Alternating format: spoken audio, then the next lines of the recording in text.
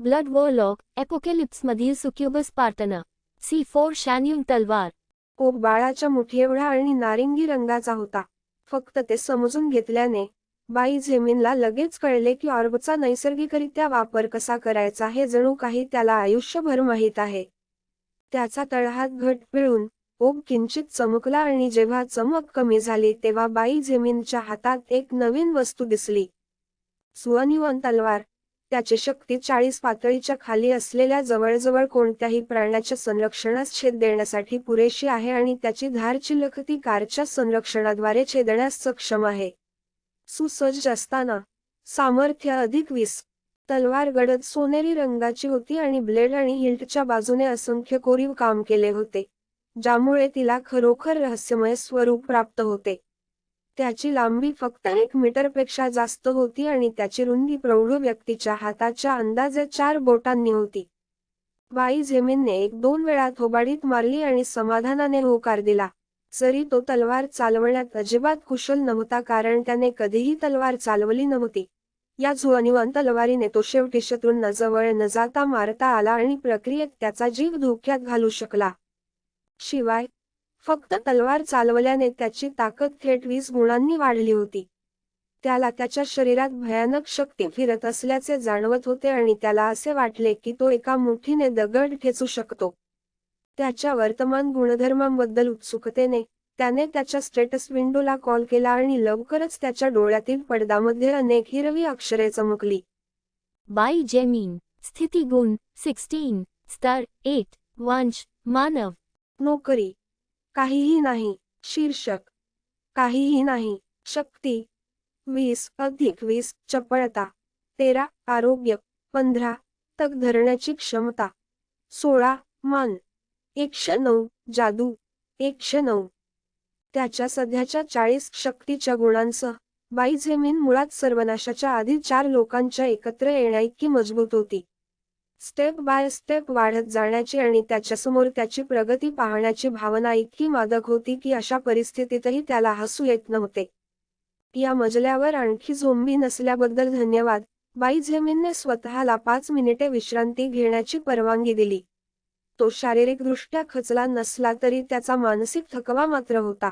5 मिनिटे कदाचित जास्त नसतील, परंतु काहीही करण्यापेक्षा ते चांगले होते. आधी त्याने स्ट्रेंथ झोंबी विरुद्ध साठवलेले अर्ध्याहून अधिक रक्त त्याने वापरले असल्याने बाई झेमिनने बाटलीमध्ये रक्त भरले आणि बाहेर पडण्यासाठी निघाली.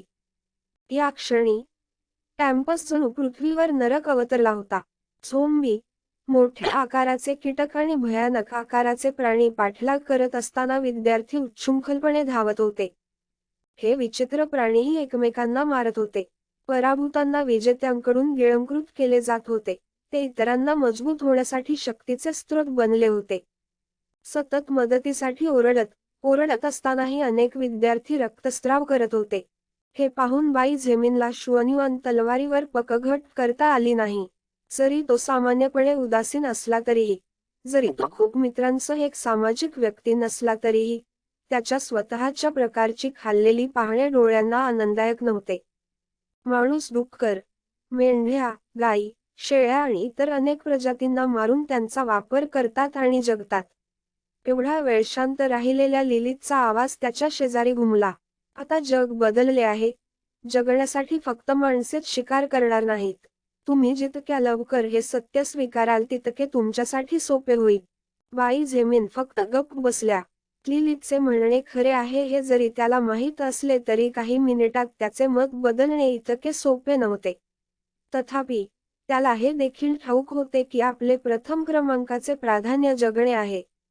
जरी त्याला नरकातून बाहेर पडावे लागले तरी तो नक्कीच जिवंत राहील आणि आपल्या कुटुंबाचा शोध घेईल.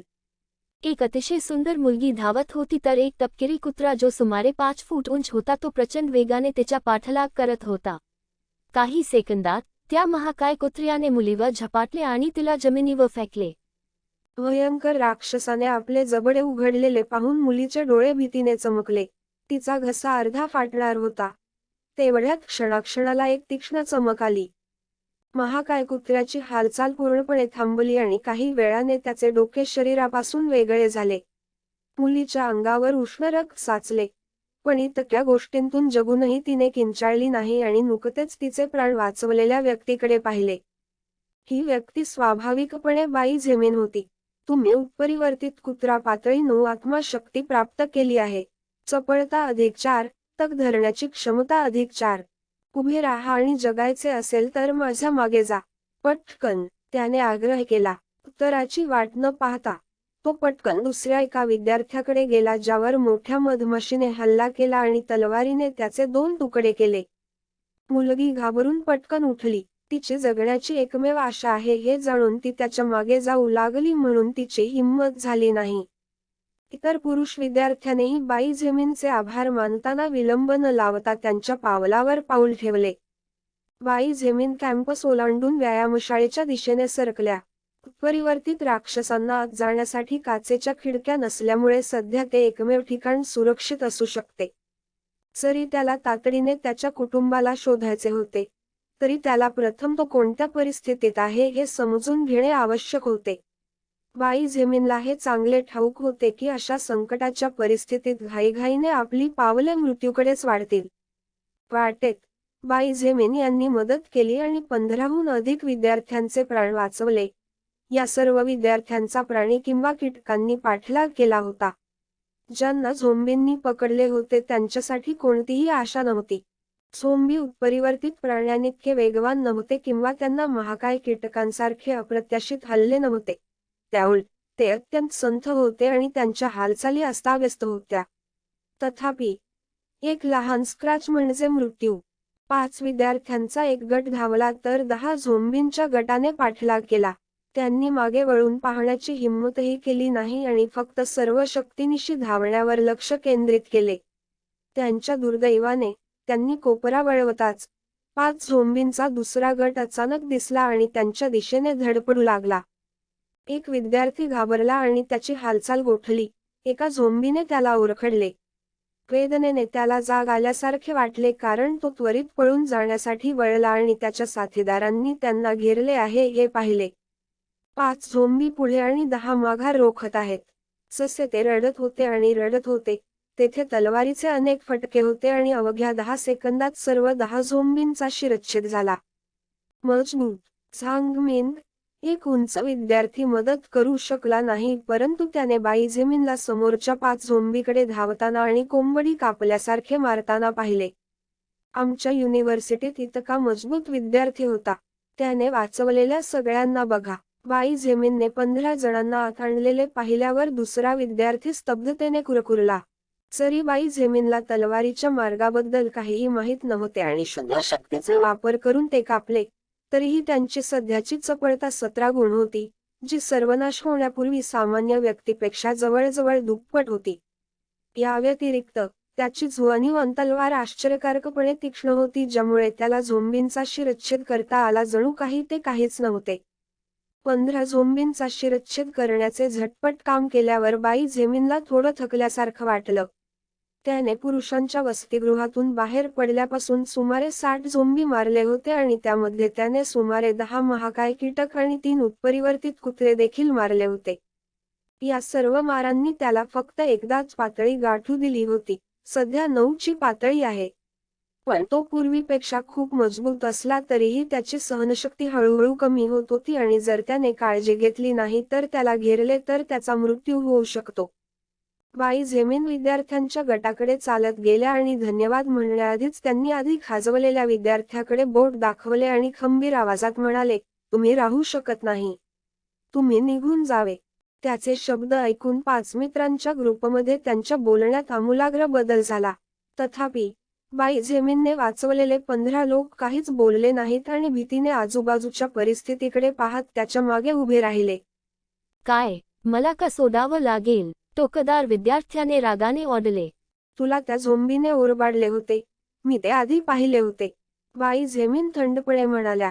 काय होणार हे तुलाही माहीत असेलच ना. विद्यार्थ्याचा चेहरा फिका पडला. तथापि तो मरण्यास तयार नव्हता म्हणून त्याने, तुम्हाला काय माहीत? तुम्हाला काय माहिती आहे की ते भयानक प्राणी झोंबी आहेत की नाही?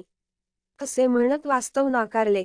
विद्यार्थी त्याच्याकडे सहानुभूतीने पाहू लागले. बाई झेमेन त्याच्याकडे थंडपणे पाहिलं आणि आणखी काही बोलल्या नाहीत. पण मागे वळून भक्कम पावलांनी व्यायामशाळेच्या दिशेने चालू लागल्या. विद्यार्थी पटकन त्याच्या मागे गेले. ज्या विद्यार्थ्याला पूर्वी ओरबाडले गेले होते.